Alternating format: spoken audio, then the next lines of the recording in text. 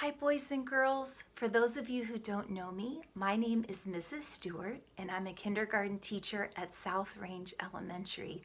Now, I haven't been at school the last couple months because I've been on a medical leave of absence, which just means that I've gone to lots of doctor's appointments and I've been resting my body, trying to get healthy so I can come back to school.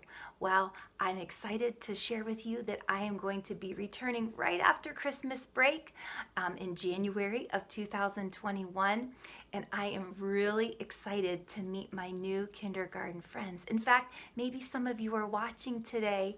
Hi, I can't wait to meet you in just a couple short weeks. We're going to have a great time together.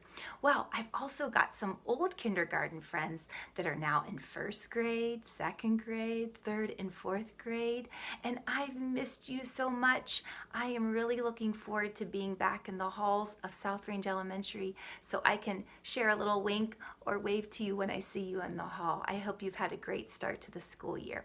Well, it's been a little while since I've made a video like this, but I wanted to make a video today because I have a story to share with you. Now, before I share the story with you, did you notice what was behind me? Yeah, it's my Christmas tree. I bet you have one or two or maybe three or four at your house. Well, on my Christmas tree, we have lots of special ornaments. In fact, this ornament right down here, if you can see it, it's a Santa, but it was made with Silas, my little boy Silas, with his handprint. So it's really special to me. And this one up here, this is a gingerbread, and it's got my oldest son, Ezra. It's got his picture right in the middle. So that's a really special ornament. And then I've got one made by Gwenna, my daughter. It's got her picture in the middle. And this ornament over here, this is a stocking ornament that was given to me a long time ago by one of my very first kindergarten students. Her name was Lucy, and I've always saved this ornament and put it on my tree because it's really special to me.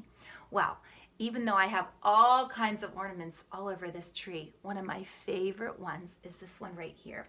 Now, I don't know if you can see it very well because it's kind of tiny, but at the very top, it has a manger with baby Jesus in it. Yeah, and in my living room, I also have this figurine of Joseph and Mary and baby Jesus. Now, at Christmas time, my family and I like to celebrate the birth of Jesus. So that's the story that I'd like to share with you today. It's called The Birth of Jesus. Would you like to read along with me?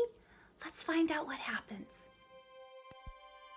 The Birth of Jesus, written by Catherine Solly, illustrated by Simona Sanfilippo. Long ago, in the town of Nazareth, lived a young woman called Mary. One day, Mary had a shock. She saw an angel. The angel Gabriel said, "Don't be afraid, Mary. I bring you good news about Christ our Lord, the King of the Jews. God is going to bless you with a baby," said Gabriel. "His name will be Jesus." "I will do as God asks," said Mary. Now, Mary was engaged to marry Joseph the carpenter. What would he think about Mary having a baby? Well, Joseph was upset at first, but then one night he had a dream. In his dream, an angel told him all about Mary's baby coming from God. "You will name the baby Jesus," said the angel.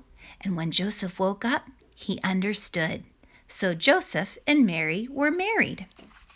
Now at this time, everyone had to be counted so that they could pay taxes. Mary and Joseph had to go to Joseph's hometown to be counted. Mary was very pregnant and almost ready to have her baby, so she rode on the donkey while Joseph walked. It was a long, tiring journey. They traveled all the way from Nazareth to Bethlehem. When at last Mary and Joseph arrived in Bethlehem, the streets were crowded. There was no room left at the inn. What could they do? Where could they stay? Joseph found a stable and Mary settled down in the straw. That night, baby Jesus was born in the stable. Mary rocked the baby in her arms. Then she wrapped him in blankets and laid him gently in a manger of hay. The same night, some shepherds were looking after their sheep. Suddenly, they were afraid. A crowd of singing angels appeared in the sky. "Don't be afraid. We bring you good news about Christ our Lord, the King of the Jews," sang an angel. "You will find him in a manger." The shepherds hurried to Bethlehem to see if it was true. And it was true. They found baby Jesus lying in a manger. The shepherds thanked God and went to tell everyone their story. Far from Bethlehem, there were wise men from the east that saw a bright star in the night sky. The star was a sign that a new king of the Jews had been born. They set off on a long journey to Jerusalem to see King Herod. Surely he would know all about it. "Where is the new king?" the wise men asked King Herod. But King Herod knew nothing about it. He asked his advisors where this new king had been born. "In Bethlehem, so it is told," they said. So King Herod sent the wise men to Bethlehem. "Tell me when you find him," said King Herod. He didn't want anyone else to be king.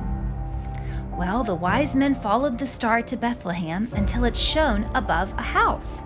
The wise men found Mary and Joseph and Jesus inside the house. They bowed down and gave him gifts of gold, frankincense, and myrrh. In a dream, the wise men were warned not to tell King Herod where Jesus lived, so they went straight home. And Joseph took Mary and baby Jesus to Egypt, where they were safe from King Herod. And that is the end of the story of the birth of Jesus. Now, the really awesome thing is that even though our book is finished, the story of Jesus is not over. In fact, in the very back of this book, I have something really special. When Silas was given this book, he knew that the story of Jesus was not over. So he drew a picture of Jesus growing up. Do you see his stick person? Isn't that cool? And he drew a picture of Jesus dying on the cross. Jesus grew up to be a wonderful man, and he did many wonderful things for us because he loves us so much. He loves each and every one of us. So I hope you enjoyed that story of the birth of Jesus, and I hope that you and your family will have an amazing Christmas. I can't wait to meet all of my new kindergarten friends right after Christmas break. Okay, bye for now.